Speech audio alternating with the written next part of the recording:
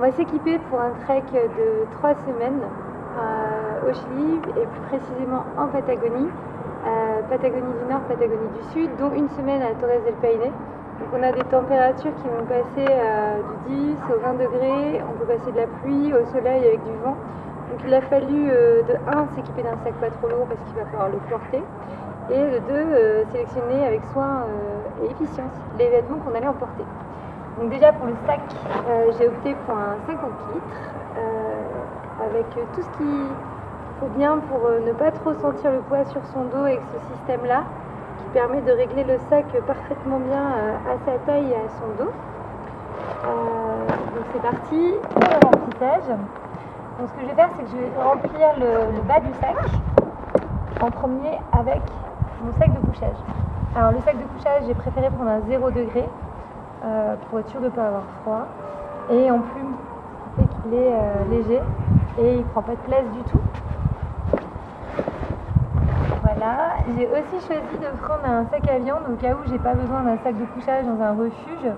Mais même dans mon sac de couchage, le fait d'ajouter ce qu'on appelle un sac à viande, mais qui est juste un petit drap comme ça dans lequel on s'enfile, ça permet de 1 de ne pas salir son sac de couchage, donc il n'y a que ça à laver, et de 2, dans les refuges, ça permet de ne pas avoir la peau en contact direct avec les draps. Voilà. Ensuite, nous avons la serviette. Serviette de randonnée, donc à séchage rapide, mais néanmoins une serviette confort, parce qu'elle est super grande. L'avantage, c'est que, comme je disais, elle sèche très vite et elle est assez compacte, tout en séchant très bien. Parce que quand on a eu froid toute la journée, c'est quand même cool d'avoir un petit moment où on peut se réchauffer et se sécher bien comme il faut. Donc il y a encore de la place dans le fond du sac, je vais le mettre dedans aussi. Voilà.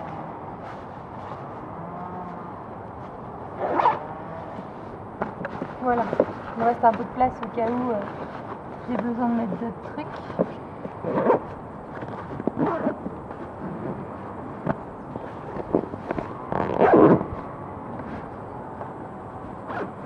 Alors l'avantage de ce sac aussi, c'est qu'il s'ouvre en mode valise, donc pour le remplir c'est pratique, mais aussi pour le vider.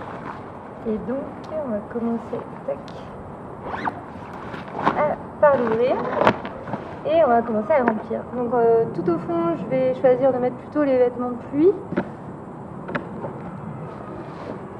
Hop. Alors déjà, j'ai opté pour un pantalon de pluie pour mettre au-dessus de mes vêtements de randonnée. Comme ça, s'il pleut, je suis sûre de ne pas être mouillée. Parce que vu qu'on a au minimum 4 à 5 heures de marche par jour, si jamais on se prend la pluie, au moins j'ai pas froid pour le reste de ma randonnée. Donc celui-là, je le mets au fond parce que je risque pas de l'utiliser souvent quand même. Après, la veste de pluie, voilà. Ce qui est bien, c'est qu'elle est super légère, hyper compacte. Je vais la mettre dans le fond aussi pour le moment. Hop. Après, j'ai choisi de prendre un pantalon de randonnée déperlant et un short.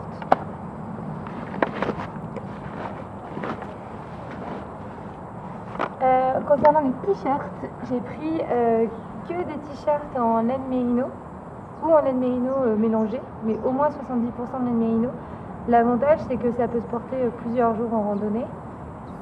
C'est antibactérien, donc il n'y a pas d'odeur et c'est assez agréable. Ça régule pas mal la température, donc j'ai opté pour 5 t-shirts. Voilà, après j'ai ma doudoune. J'ai pris une petite doudoune sans manche qui prend vraiment de la place au cas où j'ai juste un petit peu froid. Je peux la mettre au-dessus d'un t-shirt. Ensuite, j'ai pris 2 pantalons en laine mérino, des collants en laine mérino, au cas où j'ai froid pour mettre en dessous de mes vêtements ou en dessous d'un short, même pour dormir. On peut l'utiliser pour faire plein de trucs. Ensuite, j'ai choisi de prendre un pantalon polaire au cas où j'ai vraiment froid la nuit. Après, j'ai pris ma tenue du soir, donc un legging avec un petit haut gratté, comme ça j'ai pas froid. Chaussettes en laine, sous-vêtements, petite trousse de toilette, Ensuite, un bonnet pour la journée, assez sportif, donc il ne tient pas trop chaud, mais ça protège du vent et ça réchauffe les oreilles. Et un bonnet plutôt laine pour le soir, que je vais mettre comme ceci. Voilà pour la première partie de remplissage du sac. Donc, ce qui est bien, c'est qu'il me reste encore pas mal de place. Et je vais déjà fermer la première partie du sac. Voilà. Et bien bourré, tout descend bien dans le fond. Hop. J'ai opté pas pour la gomme, mais plutôt la poche à eau. C'est plus facile, je la remplis une fois par jour, elle fait 2 litres. J'aurais dû commencer par ça, mais bon, vu qu'on part plus tard, je vais juste la poser au-dessus du sac. L'avantage, c'est qu'on peut boire en marchant avec la poche à eau. Donc ça, je la mettrai avant de partir. J'ai tout le matériel de photos, donc le flash, les objectifs, un mini-pied pour faire des poses longues,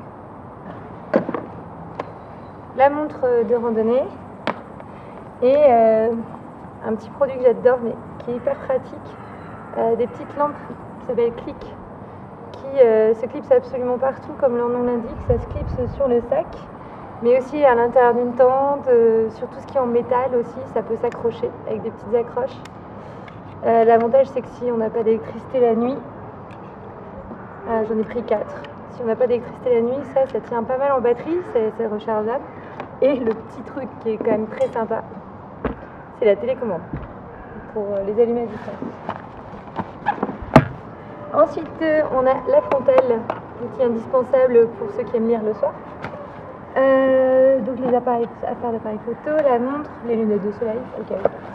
Les crocs, je les accrocherai directement au sac. Et il ne me reste plus que présenter quelques petites choses qui sont assez sympas pour partir en rando.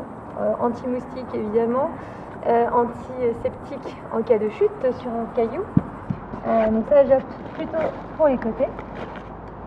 Après, la petite trousse de survie qui est plutôt tout ce qui est en mal de tête, cicatrices, pansements, mais aussi les petites pastilles pour transformer l'eau.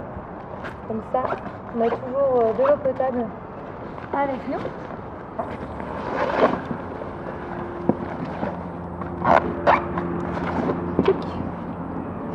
Les chaussures de randonnée plutôt montantes, au cas où il pleut, il y a de la boue, on ne sait pas trop l'état des terrains là-bas, donc j'ai opté pour les chaussures en cuir. Et donc voilà. Donc, ce qui est bien, c'est que j'ai encore pas mal de place, je peux même mettre mes crocs en fait.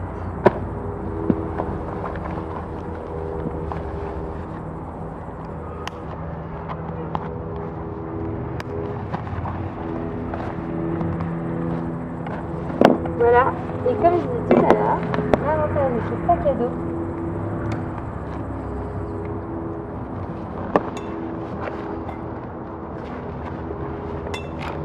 c'est que pour le régler, il suffit en 1 d'accrocher ça,